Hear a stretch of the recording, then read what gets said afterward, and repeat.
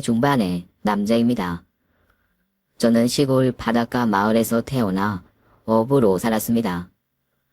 아버지가 어부여서 저도 자연스럽게 어부가 되었어요. 매일 바다로 나가 고기를 잡고 그물을 손질하는 게 저의 일이었죠. 고기 잡는 일이 힘들기는 했지만 바다 위에 떠있는 그 순간만큼은 자유롭고 평화로웠습니다. 그 당시 저처럼 젊은 청년들은 서울로 많이들 올라갔었는데 저는 이곳에 계속 남아있었어요.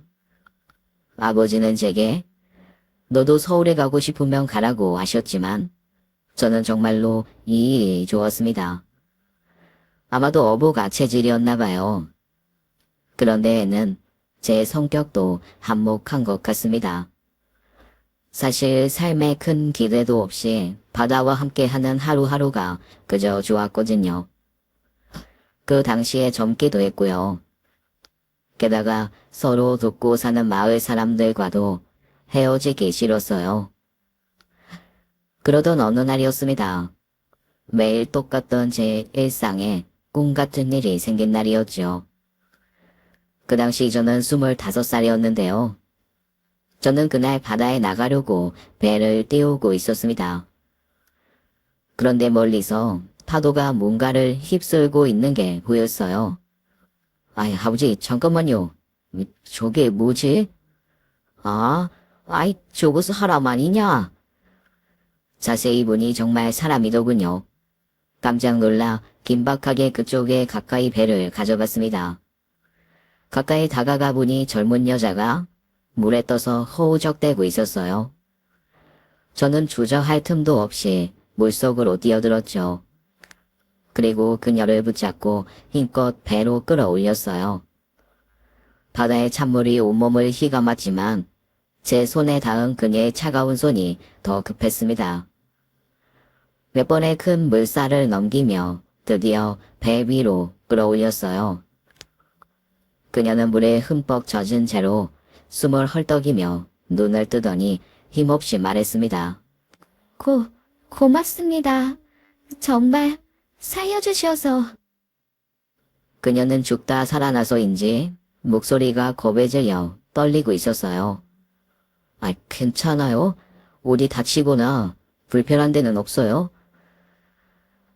그녀는 여전히 정신을 차리지 못한 듯 했지만 곧 희미하게 웃더니 대답했어요. 아니요, 괜찮아요.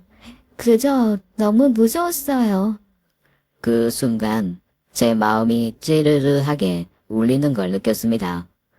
한 사람을 구했다는 안도감과 함께 무언가 설명하기 어려운 감정이 들었죠. 마을로 돌아와 그녀를 읍내 병원에 데려다 주었습니다. 시간이 지나면서 그녀의 상태도 나아졌고 자연스레 이런저런 대화를 나누게 되었죠. 어쩌다 물에 빠진 거냐고 물으니 예쁜 물고기를 쫓아 따라가다가 그만 조류에 휩쓸렸다더군요. 어린아이나 할 만한 짓을 저지른 그녀가 참 어리석다 싶다가도 그녀의 눈을 들여다보고 있자니 순수해 보이는 모습에 가슴이 설레기도 했어요. 저는 조업도 안 나가고 그녀를 보기 위해 그녀가 묻는 민박에 들리곤 했죠. 수정이 오늘도 왔네. 아니, 이 시간에 바다에 나가 있어야 하는 거 아니야? 오늘 파도가 세서 안 나갔어요. 오늘 바람 좀 안 부는데 무슨 파도? 아이고, 오늘도 그 아가씨 보러 왔구먼. 근데 어쩐데? 그 아가씨 아침 일찍 서울 올라갔어. 예? 참, 잠깐만 기다려봐. 민박 아줌마는 방으로 들어가더니 무언가를 들고 나왔습니다. 그 아가씨가 수정이 오면 주라고 나한테 맡기고 갔어. 저는 아줌마가 건네는 물건을 받아들었습니다. 연보라색 손수건에 무언가가 쌓여 있었어요. 당장 풀어보고 싶었지만 민박 아줌마가 뚫어지게 저를 쳐다보고 있어서 차마 확인하지 못했습니다. 대신 전속력으로 집까지 뛰어왔죠. 저는 그 손수건을 아주 조심스럽게 풀어봤어요. 그 안에는 손바닥만한 게 반짝이고 있었습니다. 별 모양이었는데 이게 뭔지 싶더군요. 별 모양 목걸이인지 뭔지 얇은 목걸이 줄 같은 것도 달려 있었죠. 별무늬 안에는 달무늬도 들어있었어요. 띠를 돌려보니 태엽처럼 돌리는 게 있더군요. 그걸 돌려보니 그 별 모양 장신구 같은 곳에서 노래가 흘러나왔습니다. 참 예쁜 멜로디였어요. 그리고 나중에 우리나라에 그 만화 영화가 방영된 후에야 그 노래가 뭔지 알았어요. 바로 세일러문 만화 영화 노래였습니다. 아실지 모르겠는데요. 일본에서 만들어진 만화인데 그 당시 우리나라엔 아직 반영되기 전이라 무척 생소한 멜로디였어요. 저는 그 오르골을 갑오처럼 간직하며 그녀를 그리워하곤 했습니다. 바다에 나갈 때도 항상 가지고 다니며 틈만 나면 태엽을 돌리고 소리를 들었어요. 거의 상사병이 날 것 같던 어느 날 그녀가 제 앞에 다시 나타났습니다. 그녀 옆에는 부모님으로 보이는 어르신 두 분과 동생들 같아 보이는 어린 친구들 4명이 쪼르르 서 있었죠. 저희 집에 그녀를 포함해 무려 7명이 방문한 거였어요. 안 그래도 좁은 집이 그녀의 식구들로 가득 찼죠. 저는 무릎을 꿇은 상태로 그녀의 부모님 앞에 앉았습니다. 내 딸 구해줘서 정말 고맙습니다. 더 빨리 와서 인사를 하러 와야 했는데 이 사업 핑계로 시간이 여의치 않았네요. 아닙니다. 당연히 해야 할 일을 했을 뿐인데요. 참, 내가 감사의 의미로 가져온 게 있었는데 잠시만 기다려봐요. 그러더니 아버님이 고급 승용차에 가서 금색 보자기에 쌓인 커다란 상자를 꺼내오셨어요. 그냥 봐도 비싸 보이는 한우 선물 세트였죠. 저는 몸둘 바를 몰라 하며 선물을 받았고 이어 그녀의 어머니와 동생들도 한마디씩 감사 인사를 전했습니다. 특히 동생들은 제게 편지와 자신들이 만든 꽃다발까지 가져왔어요. 참 사랑이 넘치는 집안이구나 싶었죠. 인사를 마치고 돌아가려는데 마침 아버지가 집에 들어오셨어요. 아버지는 인사를 마치자마자 그 분들을 다시 집으로 데리고 들어가셨죠. 술 한잔하고 가시라고요. 술상이 차려줬고 그렇게 하룻밤 떠들썩하게 웃고 떠들고 마셨습니다. 아버지들끼리는 첫 만남에도 오랜 친구 같다며 서로 이야기를 잘 주고 받으셨어요. 게다가 어머님은 마치 자신의 주방인 양 주방에서 전도 붙이시고 음식을 내오셨죠. 사실 저희 어머니는 어릴 적 돌아가셔서 아버지와 제가 역할 분담해서 주방 일을 하곤 했어요. 아무리 잘하려고 해도 주부 백단 어머님에 비하면 실력이 한참 모자랐죠. 그저 감탄하며 어머님과 그녀가 주방 일을 하는 것을 보고 있을 수밖에 없었어요. 한 차례 떠들썩한 만남을 보내고서 저는 드디어 그녀와 단둘이 있는 시간을 가질 수 있었습니다. 그녀와 많은 대화를 나눴어요. 그녀는 5남매 중 장녀였는데 집안에서 동생들보다도 부모님 사랑을 많이 받고 자랐다더군요. 그리고 티는 안 내는데 집안이 꽤 부유한 것 같았습니다. 그러니 그 시절에 일본 유학도 다녀왔겠죠. 그때 사온 물건이 바로 그 별 모양 오르골이라고 했어요. 자신이 무척 아끼는 거라 여행 때도 들고 다니는데 그 물건을 제게 준 거라고 했어요. 괜히 뿌듯하고 감동적이었죠. 그녀는 서울로 올라간 뒤로도 저를 만나러 종종 어촌에 내려오곤 했습니다. 그리고 시간이 흘러 우리는 양가의 결혼 소식을 알렸죠. 솔직히 제가 직업도 그렇고 그녀 손에 평생 물 한 방울 안 묻힐 자신도 없던 터라 결혼 소식을 알리는 게 꽤나 죄송스러웠어요. 그런데 장인어른은 흔쾌히 허락해 주셨죠.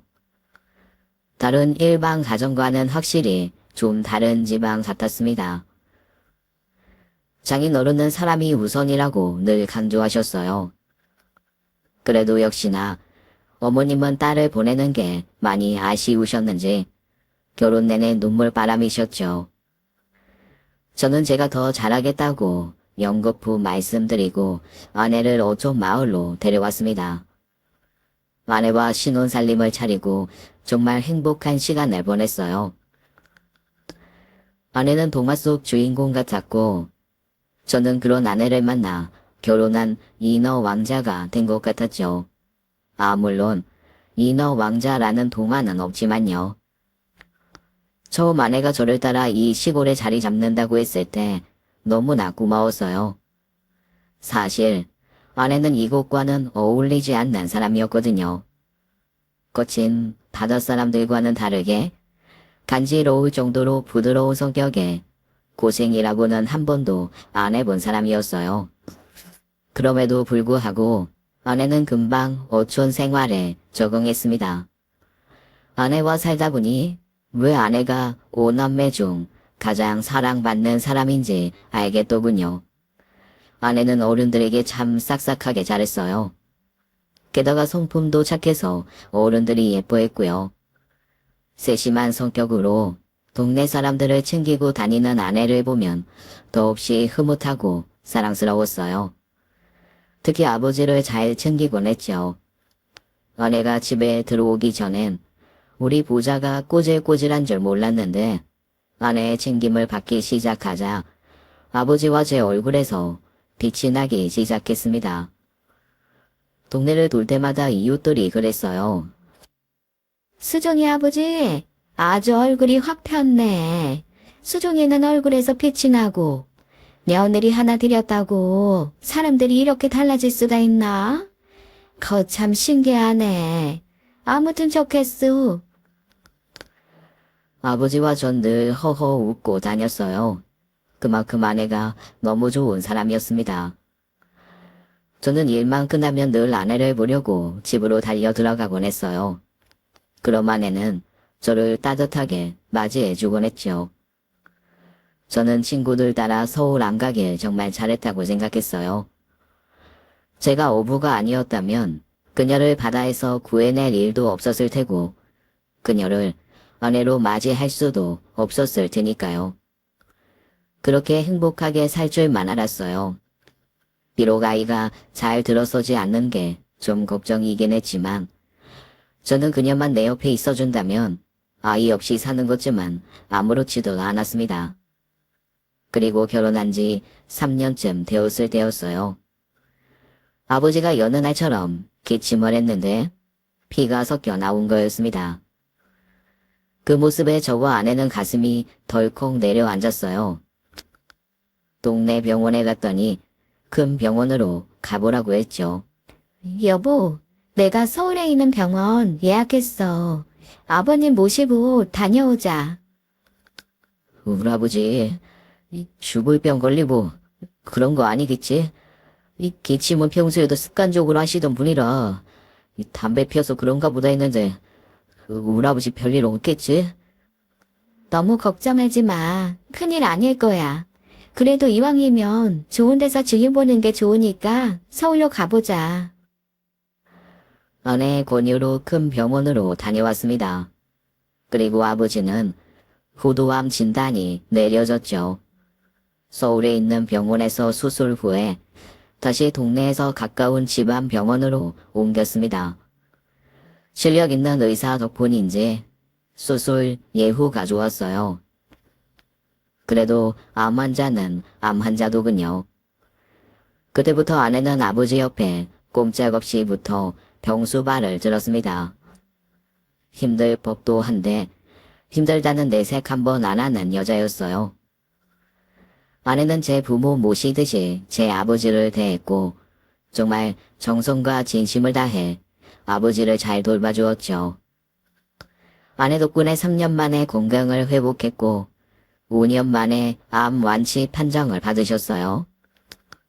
아내는 원래도 동네에서 소문난 효부였는데 일로 더욱더 효부라며 칭찬이 자자했습니다. 제가 전생에 나라를 구했던 걸까요? 그때는 정말 그렇게 생각했습니다. 어떻게 이런 사람을 제 아내로 내려주신 건지 그저 감사할 따름이었어요. 저도 아내에게 더 잘해보려고 노력했고 저가댁에도 자주 찾아뵙고 인사를 드리곤 했습니다. 설마다 좋은 생선을 전부 처가댁에 보내드렸어요. 아버지는 아내에게 그날 잡은 가장 좋은 고기는 항상 아내에게 직접 구워주셨고요.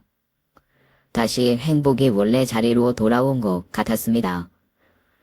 결혼 8년 만에 아내의 손이 어느새 많이 거칠어져 있었습니다. 나랑 결혼해서 고생만 하네. 미안하고 고마워. 못난 남편 만나서 손등이 잔뜩 주름 생겼네. 제가 그렇게 말하면 아내는 이렇게 말하곤 했어요. 무슨 소리예요? 난 지금 내 인생이 너무 행복하고 좋은데. 난 아버님이랑 당신 덕분에 내 마음이 편하고 행복해요. 우리 아버지가 그러셨잖아요. 사람이 중요하다고. 나도 그렇게 생각해요. 환경이 어찌되었든 누가 옆에 있는지가 중요하다고. 그러니까 이 정도 주름 생겼다고 내 인생 고달프거나 슬프지 않아. 난 지금 너무너무 행복해. 이제 아이만 생기면 더 바랄 게 없을 텐데. 당신이랑 아버님한테 그거 하나는 참 죄송스럽네. 아내는 아이를 무척 바라고 있었어요. 이렇게 착한 사람이라면 아이도 잘 키울 텐데 왜 아이를 내려주지 않는 건지 하늘이 좀 원망스럽기도 했죠. 그러던 어느 날 아내가 임신했습니다. 저는 동네방네 뛰어다니며 아내의 임신 소식을 이웃들에게 알렸어요.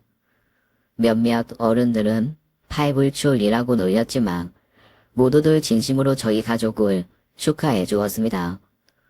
저는 아내에게 말했어요. 이제 우리 똘망이 나오기 전까지 고리 많이 잡아야겠다. 내가 더 열심히 살게.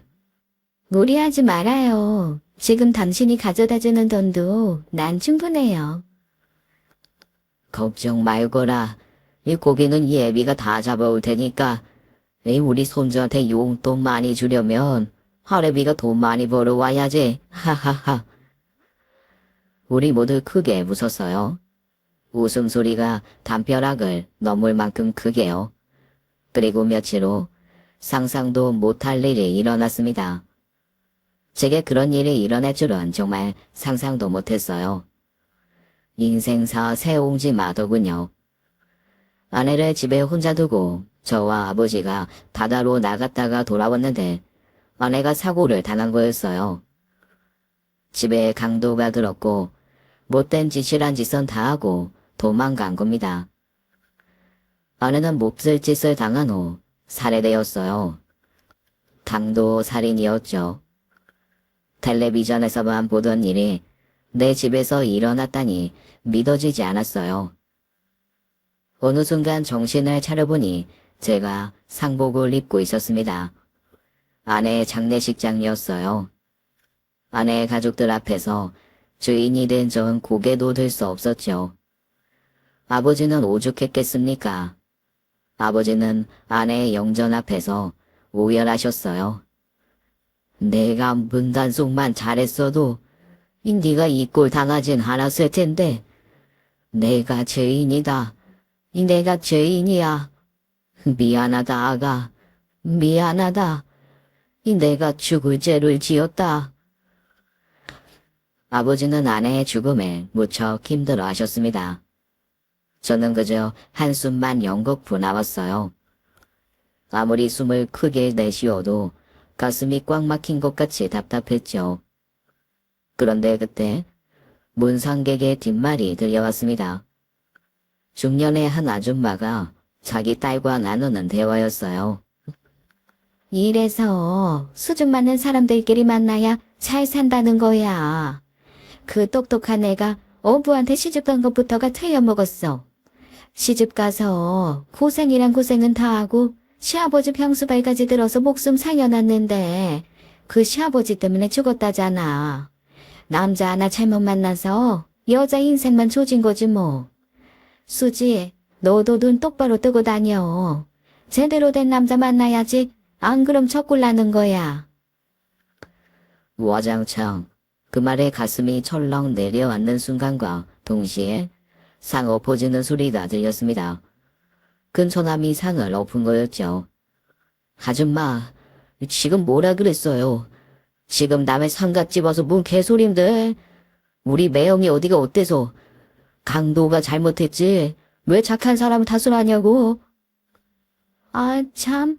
그냥 내 한마디 한 거 가지고 되게 예민하게 구네. 아무리 그래도 문상하러 온 사람한테 상까지 없고 거참 너무하는 거 아니에요? 그것도 젊은 사람이. 그러는 아줌마는 그 나이 먹고 할 말 못할 말 구분 못하나? 아줌마가 우리 누나 어떻게 사는지 봤어?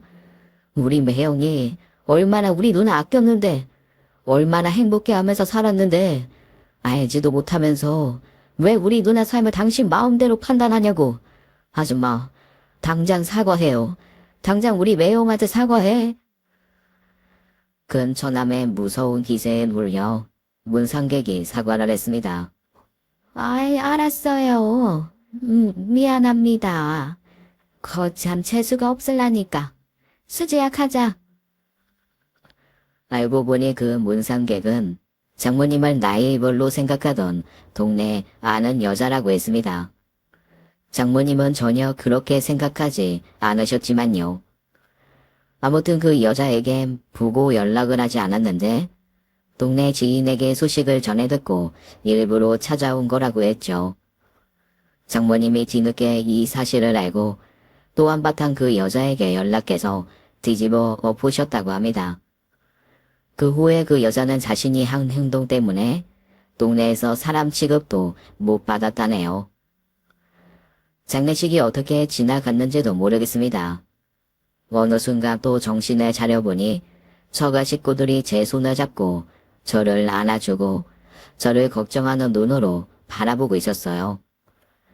특히 장모님이 저를 많이 걱정하셨어요. 주말마다 어촌에 내려와 반찬을 채워주셨죠. 죄송스럽게도 늘 곰팡이가 피어 먹지 못하게 된 남은 반찬을 돌려보내드려야 했습니다. 김서방, 자네 우리 희주 따라가려고 작정했어? 이제 그만 힘들어하고 자네도 살아야지. 어서 먹게나. 자네 여기 이 밥 다 먹는 거 보기 전까진 나 서울에 안 올라가네. 억지로 꾸역꾸역 밥술을 뜨는데 목구멍이 꽉 메어왔어요. 애꿎은 눈물만 자꾸 흘러내려 밥을 적셨죠. 흰밥에서는 짜고 쓴맛만 느껴졌습니다. 장모님의 노력에도 저는 정신을 차릴 수 없었습니다. 저는 전생에 나라를 구한 사람이 아니라 전생에 역적이었던 모양이었어요. 그러니 제게 이런 큰 시련이 온 거라고 생각했죠. 그날 이후 한 번도 배를 띄우지 못했습니다. 저는 집구석에서 나오질 않았어요. 저라도 정신을 바짝 차렸어야 했는데 그게 마음대로 안 되더군요. 그 사이 아버지가 어떻게 되어가는 줄도 모른 채 저는 삶을 포기해가고 있었죠. 아버지는 자신을 탓하다 암이 다시 재발하셨어요. 결국 3년을 버티지 못하고 돌아가셨습니다. 사실 시골집 문단속이라는 게 뭐가 있겠어요. 아버지는 자신에게 지극정성이었던 며느리를 잃은 슬픔을 버티지 못하신 거였죠. 아버지가 돌아가실 때 전 생각했어요. 아버지가 안 계시니 이제 죄책감 없이 떠날 수 있겠다고요. 그만 살기로 작정한 날 의식이 흐려졌고 이제 정말 끝이구나 생각했습니다. 그런데 그 순간 사람들의 비명소리와 웅성 있는 소리가 들렸어요. 흐릿한 시야로 처제들과 장모님이 보였습니다. 이 사람아, 정신 차리게. 일어나봐. 김서방. 형부, 형부. 선주야, 얼른 119 불러.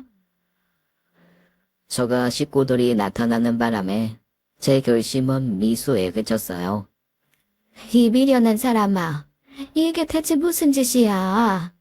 자식 앞세운 나도 이렇게 버티는데 자네까지 이러면 난 정말로 더 이상 못 버티네. 장모님이 여길 어떻게... 희주가 보냈네. 아무래도 자네가 이럴 줄 알고 날 여기로 보낸 모양이야. 제 아내가 장모님을 제게 보냈다는 말에 가슴이 쿵 내려앉으며 벌떡 몸을 일으켜 세웠습니다. 희주요? 희주는 죽었는데 그게 대체 무슨 말씀이세요? 희주 살아있어요? 에야, 장모님은 한숨을 내쉬며 눈물을 한번 훔치시고는 제게 무언가를 내미셨어요. 그건 바로 아내가 친정 가족들에게 보낸 편지들이었습니다. 그동안 희주가 어떤 마음으로 자네와 함께 살았는지 생각하면 이런 짓 절대로 못하네. 한번 읽어보게. 그곳에 적힌 내용들은 대부분 이런 것들이었습니다. 잘 살고 있다. 행복하다. 앞으로도 잘 살겠다. 그리고 편지 끝엔 항상 제 칭찬으로 끝이 나 있었습니다. 여러 장의 편지 중 특별히 핑크색 봉투에 들어있던 편지를 꺼내보았어요. 엄마, 아빠, 저 드디어 아이가 생겼어요. 엄마, 아빠가 할머니, 할아버지가 된다니 기쁘시죠? 저도 정말 너무 기뻐요. 아이가 생긴 것만으로도 자식 생각하는 부모님 마음을 조금이나마 알 것 같아요. 아이가 생기니 부모님께 감사한 마음이 더 커지네요. 참, 수종 씨가 요즘 바느질을 시작했어요. 왠 줄 아세요? 아기 옷을 직접 만들어줄 거래요. 벌써 손세개는 완성한 것 같아요. 저 거칠고 투박한 손으로 조그마한 바늘을 간신히 움켜쥔 모습을 보면 절로 웃음이 나와요. 참 사랑스러운 남편이자 아빠죠? 부모님께 받은 사랑 우리 아이에게도 전해주며 살게요. 저를 잘 키워주셔서 감사해요. 앞으로 엄마 아빠께 효도하며 사는 희주가 될게요. 아, 물론 수정씨도 같이요. 저는 편지를 보며 우열을 했어요. 아내와 빛을 보지 못하고 떠난 아이가 너무나 보고 싶었습니다. 몸을 회복한 후 집으로 돌아가 집부터 치웠습니다. 굴러다니던 술병들과 쌓여있던 쓰레기들을 모두 정리했어요. 아내가 해주던 빨래를 이제는 제가 해서 빨랫줄에 널기도 했죠. 아내가 가지런히 메어놓은 빨랫줄을 보니 눈시울이 붉어졌지만 툭툭 털고 일어났어요. 그리고 그때서야 아내의 물건들을 하나씩 정리하기 시작했습니다. 아내를 위해 만들어 놓은 베네 저고리와 손싸개도 아내의 물건들과 함께 태웠어요. 저는 집을 정리하고 서울로 올라왔습니다. 어촌에 계속 있자니 자꾸만 옛날이 그리워서 아무것도 못하겠더라고요. 몸도 마음도 바빠져야 내가 살겠다 싶어서 상경한 거였어요. 그리고 먼저 간 희조 대신 장모님과 장인어른을 챙기기 위함도 있었죠. 저는 서울에 올라와 이런저런 일들을 했어요. 생선 가게에 직원으로 들어가거나 횟집에서 일하기도 했죠. 그러다 제가 자리 잡은 일은 수산물 유통업이었어요. 40살 때 시작한 그 일이 적성에 맞아 지금까지 10년 넘게 해오고 있습니다. 처음 일 시작할 땐 새벽에 경매장에 가서 물건을 직접 구매해와 운반부터 포장까지 직접 다 혼자 했습니다. 거래처를 트는 것까지 일일이 제 손으로 직접 했어요. 하루 24시간이 모자라다는 말이 실감 날 정도로 무척 바쁘게 살았죠. 열심히 살다 보니 주변에서도 저를 알아주더군요. 거래처들도 저를 믿고 물건을 꾸준히 주문해주니 나날이 일은 번창했어요. 그러다 보니 사업이라고 부를 만큼 규모가 커졌고 어느새 직원도 20명이 넘게 되었죠. 매출도 50억이나 되었고요. 번듯한 사업가가 된 제 모습에 누구보다 장모님과 장인어른이 기뻐해 주셨어요. 제 바람은 두 분이 오래오래 건강하게 사시는 거였죠. 그런데 아내가 세상을 떠난 지 10주기가 다가올 즈음 두 분이 연락이 닿지 않았습니다. 저는 걱정되는 마음에 처제와 처남들에게 전화를 돌렸어요. 하지만 이상하게 아무도 연락을 받지 않더군요. 저는 걱정되는 마음으로 장인어른 댁을 찾아갔는데 아무리 배를 눌러도 아무도 나오지 않았습니다. 저는 계속해서 처제와 처남들에게 연락을 했죠. 그렇게 일주일쯤 지났을 무렵 막내 처제에게서 연락이 왔어요. 형부, 실은 아버지 어머니 두 분 다 병원에 계세요. 알고 보니 두 분이 같은 시기에 서로 다른 암에 걸려 같은 병원에 입원해 있다는 소식이었습니다. 저는 한 달은 매달려갔죠. 하지만 제 얼굴을 본 장인어른은 막내 처제를 한번 쏘아보시더니 한숨을 푹 쉬셨어요. 제가 온 게 못마땅한 얼굴이셨죠. 장인어른, 병원에 계시면서 어떻게 연락을 통 안 주셨어요? 그나저나 몸은 괜찮으세요? 그래, 이 나는 괜찮네. 뭐 이 나이에 병원 오는 거야 흔한 일이지. 자네 걱정할까봐 내가 애들한테 얘기하지 말랬어. 사위도 자식인데 왜 그러셨어요? 지금 보호자로 큰 처제가 있는 거예요? 벌써 열흘 넘게 병원밥 드셨다던데 큰 처제도 그 사이 얼굴이 많이 상했네. 이제부터 내가 보호자로 들어올 테니까 큰 처제는 집에 가서 좀 쉬어. 내가 이럴까봐 자네한테 연락하지 말라고 한 거야. 자네, 우리 시주간 지가 벌써 10년이야. 이제 자네도 새 가정을 꾸려야지. 언제까지 죽은 사람만 바라보고 살 거야. 자네 말대로 사위도 자식이네. 어떤 부모가 제 자식을 죽음만으로 붙잡고 살게 두고 싶겠어. 내 병문안도 오늘이 마지막이라고 생각하고 그만 오게. 가는 길에 자네 장모님이나 보고 가게나. 장인어른, 그게 무슨 말씀이세요? 그동안 저희 잘 지냈잖아요. 혹시 제가 뭐 부족한 점이 있었다면 말씀해 주세요. 제가 반성하고 더 잘 챙길게요. 거참, 젊은 사람이 왜 이렇게 말귀를 못 알아들어? 그만 썩 나가게. 자네 때문에 스트레스 받아서 병이 더 도지겠구만. 가슴이 아렸어요. 장모님을 찾아뵈었는데 장인어른과 크게 다르지 않았죠. 장모님 목소리는 울 듯 말 듯 떨리고 있었어요. 난 자네가 지금이라도 좋은 사람 만났으면 하네. 내가 이대로 죽으면 우리 희주한테 너무 면목이 없어. 자네 행복만 바라면서 살았던 아인데 우리가 평생을 자네를 호랑이 신세로 붙잡아둘 순 없지 않은가. 이제 그만 찾아오게. 그렇게 저는 아내에게 10주기를 앞두고 병고한 중이신 두 어른께 내쳐졌습니다. 저를 이 세상에 발붙이고 살게 해준 분들이 이제는 저를 떠미셨죠. 결국 전 두 분을 병간호 해드리지도 못하고 병이 악화될까 노심초사하며 하루하루를 지냈습니다. 그나마 큰 처남이 종종 제게 두 분의 상황을 알려주어 다행이었지. 안 그랬으면 이리고 뭐고 다 접고 병원 앞에서 오매불만 기다렸을 거예요. 매영, 그동안 우리 부모님 잘 챙겨주셔서 감사했어요. 두 분 다 잘 쾌차하고 계시니까 너무 염려 마세요. 그리고 저도 이제 매영이 좋은 사람 만났으면 좋겠어요. 그땐 오히려 부모님이 더 마음 편히 매형 만나줄지도 몰라요.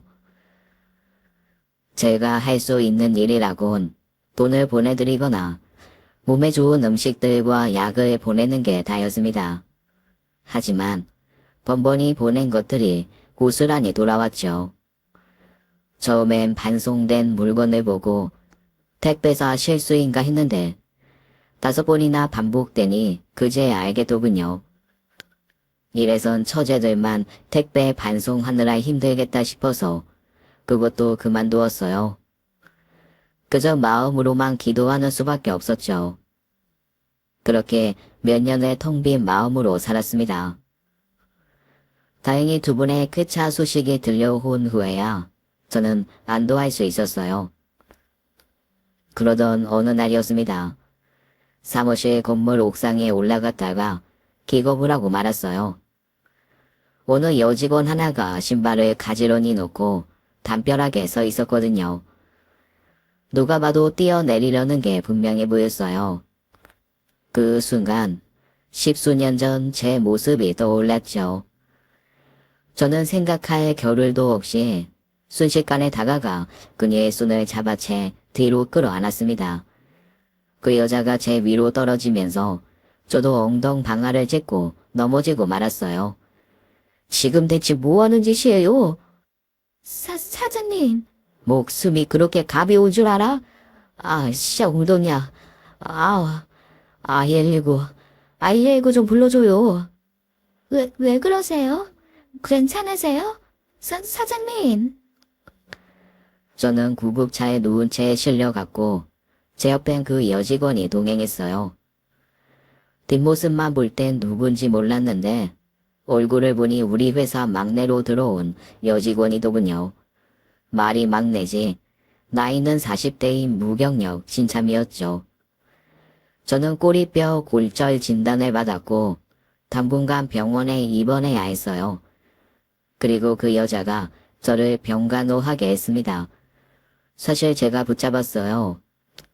병간호 해줄 가족이 없다고요. 그래야 그 여자가 또다시 옥상으로 가지 않을 테니까요. 그녀는 난처해하면서도 제 병간호를 해주더군요. 보아하니 마음이 어리고 착한 사람 같아 보였어요. 저는 그녀에게 왜 그런 선택을 하려 했는지 물었습니다. 하지만 아무런 말도 들을 수 없었어요. 그저 개인 사정이라고만 말을 하고 더 이상 입을 열지 않았거든요. 저는 퇴원 후에 그녀를 유심히 관찰했습니다. 그녀가 또다시 그런 낌새를 보일까봐 불안했거든요. 위태로웠던 제 지난 날들이 생각나서 그냥 두고 볼 수 없었어요. 다신 나쁜 생각 못하게 잘 대해주려 노력했습니다.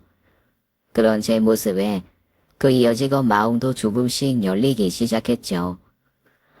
그 여직원 이름은 지숙이었어요.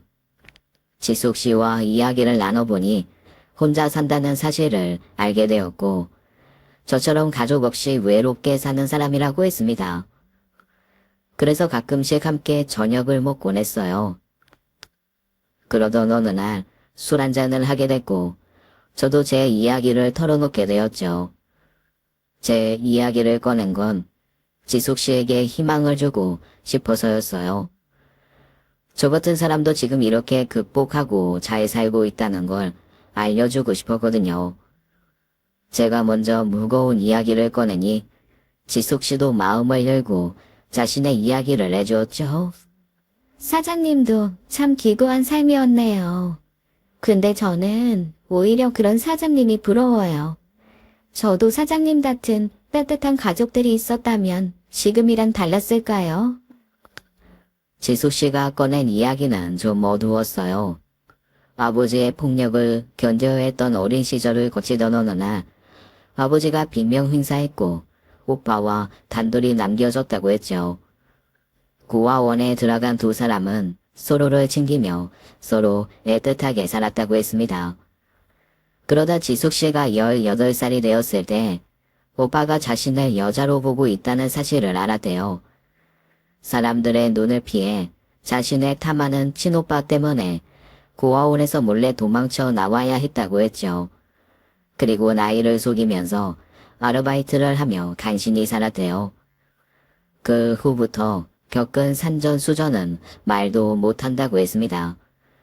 40대가 되어서야 직장이라고 부를 만한 멀쩡한 회사에 들어올 수 있었다고 합니다. 그게 바로 제가 세운 회사였고요. 서로의 인생을 위로해 주다 보니 어느새 분위기가 한결 부드러워지더군요. 그렇게 서로의 속을 터놓고 난 후에 저는 지숙 씨와 더 가까워졌습니다. 그 여자를 보호해주고 싶고 챙겨주고 싶은 마음이 점점 커졌죠. 어느 날 우리는 서로의 마음을 확인하고 결혼식까지 올리게 되었습니다. 그리고 장인어른과 장모님을 찾아가 인사를 드렸어요. 누구보다 기뻐해 주셨고 그 후로 찾아가도 저를 외면하지 않으셨어요. 아내도 마음씨가 착해서 인사 가는 것에 거부감이 없었고 먼저 간 제 아내의 제사도 함께 챙겨주었죠. 저보다 10살이나 젊은 사람을 아내로 맞이해서 사니 주변에서 도둑놈이라는 소리를 들었지만 그래도 너무 행복했어요. 그러던 어느 날이었어요. 아내가 일을 그만두고 살림만 하기 시작했는데 어느 날 집에 가보면 집을 비우는 날이 많아졌어요. 뭐하고 왔느냐고 물으면 시장에 다녀왔다는데 손에는 늘 빈손이었죠. 아무래도 아내가 뭔가 좀 이상하다고 느꼈습니다. 그래도 그 이상 아내를 의심하진 않았어요. 무슨 일이 있으면 제게 말해주겠거니 믿고 기다렸죠. 그러던 어느 날이었어요.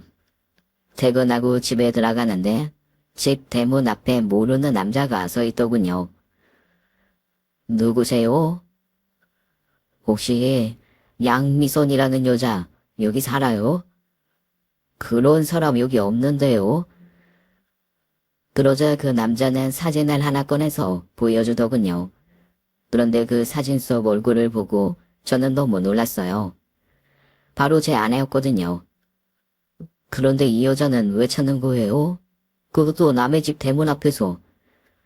인연이 내 마누라인데 내가 빵에 갔다 왔더니 튀었더라고.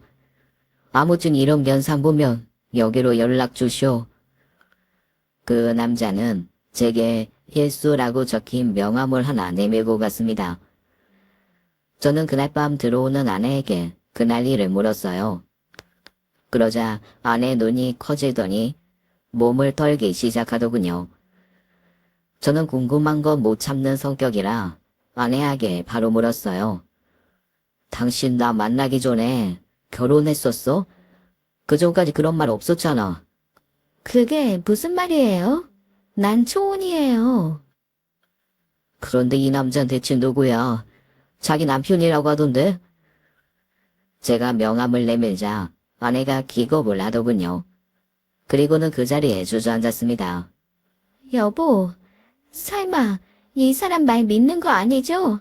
나 당신한테 잘못한 거 하나도 없어요. 그럼 왜 이 사람이 당신을 찾는 건데? 그건 우리 오빠니까요.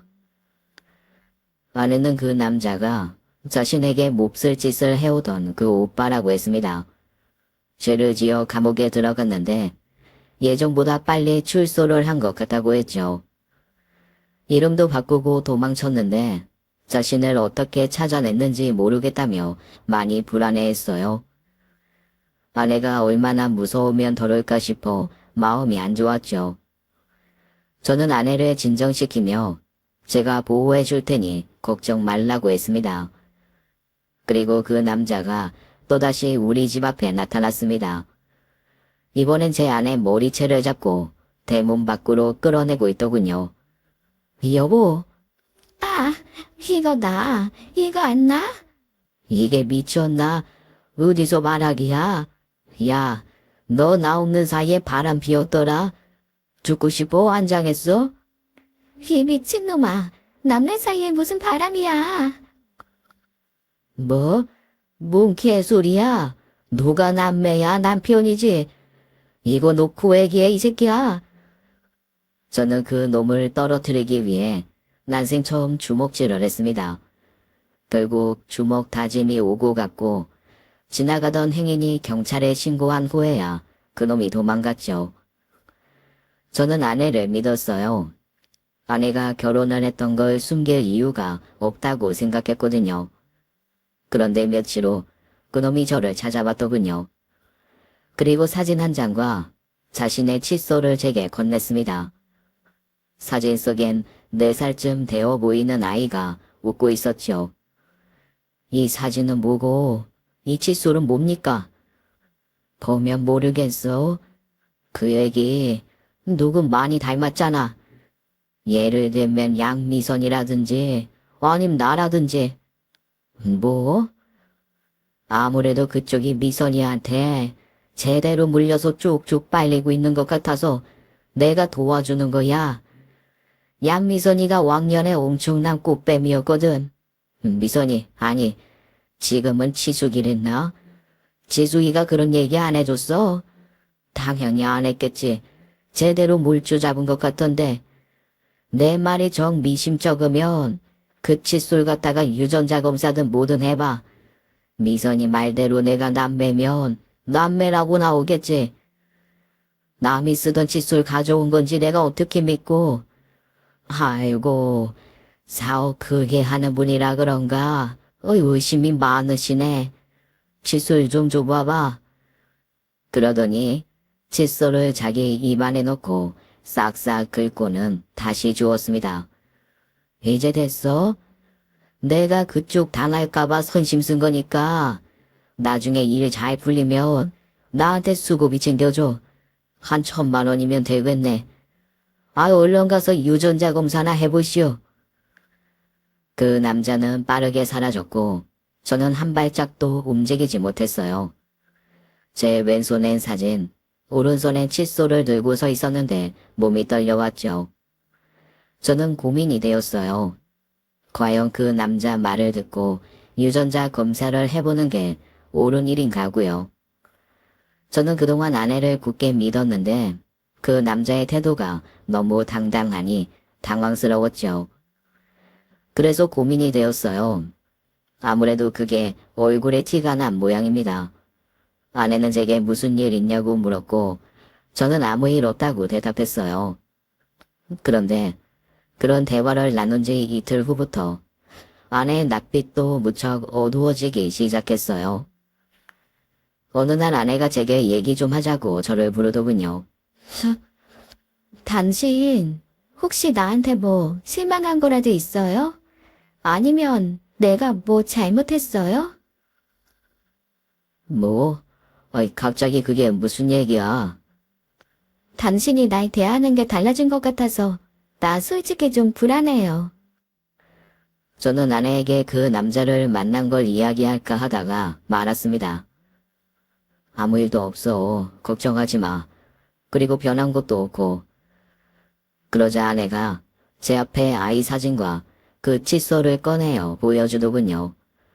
제 책상 서랍에 넣어두고 열쇠로 잠가 놓기까지 했던 걸 아내가 꺼내온 거였어요. 아니 이걸 당신이 어떻게... 분명히 내가 서랍 잠궜는데. 서랍 열쇠 연필꽂이에 넣어놓는 거 봤어요.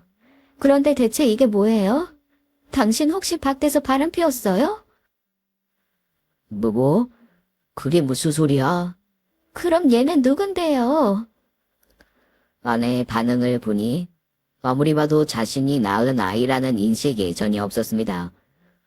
그 반응을 보니 조금 확신이 서더군요. 그 남자가 거짓말을 했고 나고요. 그래서 전 아내에게 솔직히 털어놓았죠. 그러자 아내는 펄쩍 뛰었습니다. 또 그 인간이 찾아왔었다고요? 그것도 이런 황당한 사진까지 들고요? 여보, 난 정말 결백해요. 설마 당신 벌써 유전자 검사한 건 아니죠? 안 했어. 검사해 볼 생각이었어요? 아니, 그런데 이거 하나는 묻고 싶어.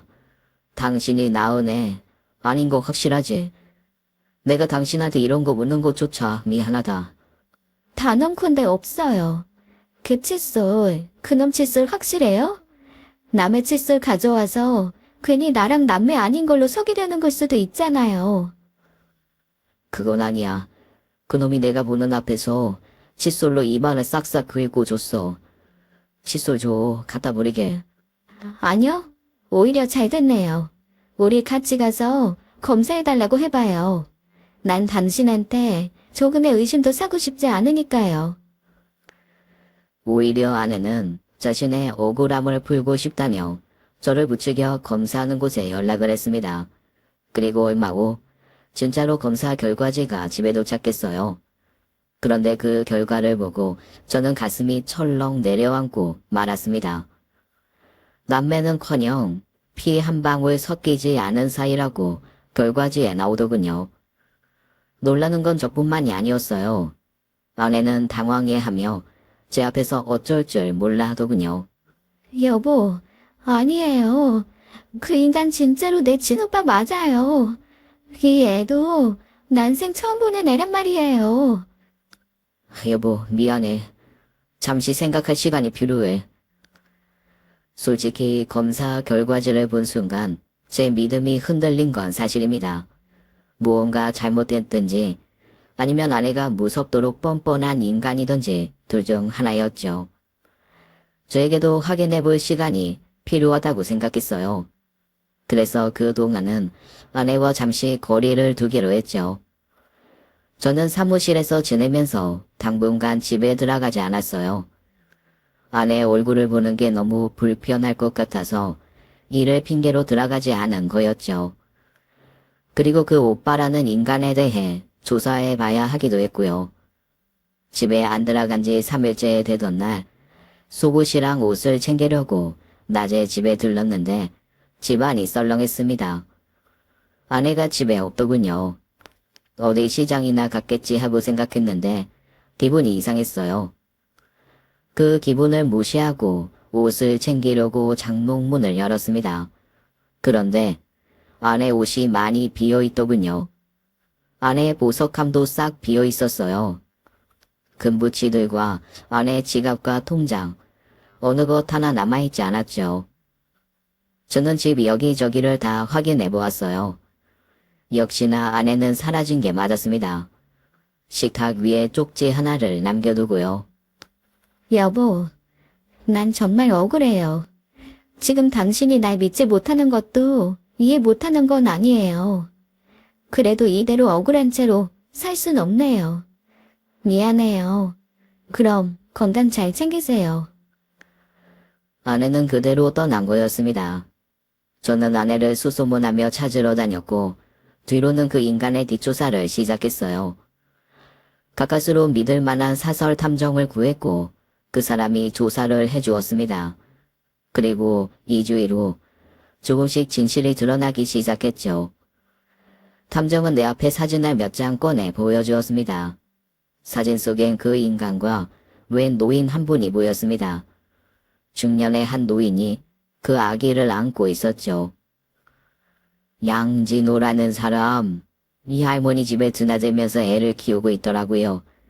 이 할머니가 이 애기 외할머니예요. 그리고 애 엄마는 이미 죽은 사람이더라고요. 탐정의 이야기를 들어보니 그 오빠란 인간이 감방에 간 사이에 만나던 여자가 애를 낳았다고 했습니다. 그 여자는 애를 낳고 불의의 사고로 죽었다는 거였어요. 알아낼 방법이 그 할머니밖에 없어서 친해지느라 좀 오래 걸렸어요. 그동안 할머니가 애를 봤었는데 지금은 암에 걸렸다더라고요. 그래서 양진호 씨가 애를 봐줄 사람을 구하고 있었대요. 그게 아마 자기 동생이었던 모양입니다. 그럼 내 아내랑 상관없는 애인 건 확실한 거네요. 그 남자가 친오빠라고 하면 조카니까 상관없다고 하긴 그렇죠. 아무튼 아내분 자녀가 아닌 건 확실합니다. 그 말을 들으니 안도의 숨이 내쉬어졌어요. 참, 그리고 양진호 씨 지금 도박에 미쳐 있더라고요. 하우스 위치는 거기 사진 뒤에 주소 적어놨습니다. 그럼 혹시 아내랑 그 남자가 남매 사이인 건 맞나요? 제가 알아내기론 그런 것 같은데 이 대체 왜 유전자 검사가 남매가 아닌 걸로 나왔는지 모르겠네요. 이 부분 좀 더 확인해 봐야 할 것 같아요. 또 조사할까요? 아니요. 이걸로 됐습니다. 그동안 수고하셨어요. 저는 더 이상의 조사는 무의미하다고 생각했습니다. 그 아이가 아내의 아이가 아닌 것만으로도 더 이상 아내를 의심할 이유는 없었으니까요. 저는 아내에게 돌아오라고 연락을 했습니다. 전화를 받지 않아 문자를 넣어놨죠. 아내는 제가 보낸 문자만 확인할 뿐 답장은 보내지 않았어요. 저는 결국 아내를 찾으러 아내가 살았다던 동네를 무작정 찾아가 보았어요. 그런데 어디에도 아내는 보이지 않았습니다. 그래서 그곳에 숙박을 하고 며칠 더 찾아보기로 했죠. 3일째 되던 날 아내에게서 연락이 왔습니다. 그만 돌아가요. 당신이 지금 뭐하고 다니는지 다 알아요. 여보, 당신 지금 고향에 있어? 그럼 나랑 만나서 얘기해. 당신 지금 어디야? 난 지금은 할 얘기 없어요. 여보, 우리 일단 만나자. 만나서 얘기해, 미안해요. 아내는 전화를 끊었고 그 후 전화기를 꺼놓았습니다. 저는 더 애가 탔어요. 내가 잠시 동안 아내를 믿지 못했기 때문에 아내가 화가 단단히 난 것 같았죠. 저는 결국 제 스스로 아내를 찾아야겠다고 생각했어요. 저는 일부러 더 아내의 고향을 들쑤시고 다녔어요. 시골 마을이어서 사람이 많지도 않았는데 저는 만나는 사람들마다 다 인사를 하고 다녔죠. 역시 그러니 실마리가 잡히더군요. 아이, 지난번에 미선이가 오더니 오늘은 모르는 얼굴이네. 니 누구야? 저 할아버지, 우리 지숙이, 아니, 미선이 아세요? 저 그 미선이 남편이에요. 내 아내를 안다는 그 할아버지를 동네 수포 앞 평상에 앉혔습니다. 그리고 막걸리를 따라드리며 아내에 대해 물었어요. 얼마 전 아내가 이곳에 왔고 자기 아빠에 대해 묻고 다니더라는 이야기를 들은 거였죠. 미선이 아빠가 이 동네에서 유명했었어. 도박장에서 돈 빌려주는 일을 했었거든. 그놈이 아가씨들 데려다가 술집에 팔면서 돈 좀 벌었었거든. 아주 개쌍놈의 자식이었지. 아이고 그래도 사위랑 장인 사이인데 니네가 이렇게 말해도 되나 모르겠네. 괜찮습니다. 그리고요. 저는 아내에게도 들어보지 못한 이야기에 놀랐습니다. 미선이도 그 아가씨들 중 한 명이 낳은 애야. 그리고 그 오빠라는 놈은 사실은 할아버지, 깜짝이야. 이놈아, 그 뒤에서 갑자기 소리 지르면 어떡해. 간 떨어질 뻔했네. 여보. 죄송해요. 할아버지, 그런데 이 얘기 뒤는 이제 제가 설명할게요. 제 입으로 얘기하는 게 맞는 것 같아요. 그려. 그럼 나도 입 안 아프고 좋지 뭐. 아내는 제게 그 뒷이야기를 해줬습니다. 양진호, 알고 보니 아버지 아들이 아니었어요. 아버지가 빚 대신 받아온 담보였지. 난 몰랐어요. 그때 너무 어렸으니까. 아버지가 나한테 네 오빠다라고 소개한 게 다였거든요. 아내는 자신의 아버지의 존재에 대해 많이 부끄러워했습니다. 떳떳한 일을 한 것도 아니었고 아내의 출생이 떳떳하지도 않았으니까요. 난 아무래도 당신한테 어울리지 않는 것 같아요. 그래서 집에 돌아가지 않은 거야. 당신이 날 의심하지 않았다는 거 알면서도 당신 원망하는 척 했어요. 만약 당신이 날 의심했다면 나 몰래 먼저 유전자 검사했겠죠. 저는 조용히 아내의 손을 잡았습니다. 나도 당신 믿으니까 이제 당신이 날 좀 믿어줘. 그리고 아내를 데리고 집으로 돌아왔어요. 이번엔 제가 직접 양진호를 찾아갔습니다. 아내와 함께요. 양진호 씨, 내 아내랑 혈연관계도 아닌 당신이 지금까지 내 아내를 동생 취급하면서 돈줄로 여긴 거 나 그냥 넘어가지 않을 겁니다. 그리고 이거 뭔지 아니죠? 도박장 사진을 내밀자 양진호는 눈을 치켜 뜨더군요. 출소한 지 얼마 안 돼서 보호감찰 기간일 텐데 이거 신고 들어가도 괜찮아요? 뭐야? 나 어차피 옛날에 한번 죽었다 살아난 사람이야. 당신 하나 데리고 지옥 가는 거 문제도 아니라고. 한 번만 더 연락하면 그땐 가만히 안 둬. 알았어? 허이 형씨, 얘는 진짜 당신 마누라가 낳은 애야. 내가 밤마다 얼마나 미선이를 예뻐해줬는 내가 가만 안 둔다고 방금 경고했지? 저는 무자비하게 주먹을 휘둘렀습니다. 제 나이 50대지만 수산물 나르느라 다져진 근육들로 몸 하나는 다부졌어요. 멸치 같은 40대 놈 하나 상대하는 건 일도 아니었죠. 적당히 휘두른 주먹에 그놈은 제대로 서지도 못하고 픽픽 쓰러졌어요. 뭐 이렇게 약한 놈이 다 있어. 너 한 번만 더 접근하면 그땐 뼈도 못 줄일 줄 알아. 만에 하나 우연이라도 기회가 다 마주치면 네가 알아서 피해 다녀. 알았어? 저는 마지막 어퍼컷을 날렸습니다. 그놈은 더 이상 일어나지 않더군요. 일어나면 더 얻어 터질 테니 그냥 누워있는 것 같았어요. 언니가 다가와 쓰러져 있는 그놈에게 말했습니다. 이 인간 쓰레기. 넌 인간도 아니야. 너 때문에 내 인생은 망가졌어. 너 때문에 난 죽으려고 했다고. 아무리 나쁜 기억 없애려고 해도 내 머릿속엔 생생해. 넌 앞으로 잘 살지도 말고 지금처럼 시궁창에서 살아. 평생 남은 인생 반성하면서. 아내는 말을 마치며 끝내 눈물을 터뜨렸습니다. 그 후 저는 그 하우스 도박장을 찾아갔습니다. 물론 경찰들과 함께요. 그리고 그곳에 가서 큰 소리로 말했죠. 여기 알려준 게 양진호 그놈이라고요. 도박장에 있던 남자들 눈에 불이 켜지는 게 느껴지더군요. 그리고 아내는 젊은 시절 그놈에게 당한 것을 경찰에 신고했습니다. 딱히 증거랄 게 없이 증언으로만 대응하다 보니 죄를 증명하기가 어려웠어요. 그런데 아내가 산부인과 기록 하나를 찾아냈죠. 그 기록이 증거로 쓰였고 일괄된 증언으로 그놈은 또다시 감옥에 가게 되었습니다. 그놈의 유죄가 확정되던 날 열받아서 미쳐 날뛰더군요. 저는 아내 어깨를 두드려 주었어요. 그동안 몹쓸 짓까지 당하고 양진호의 돈줄로 살아온 그 인생이 너무 불쌍해서 눈물이 났습니다. 저는 그날 너무 고생하며 살았을 아내를 평생 책임지기로 마음먹었어요. 다시 일상을 회복해서 살던 어느 날 아내가 그러더군요. 고마워요, 여보.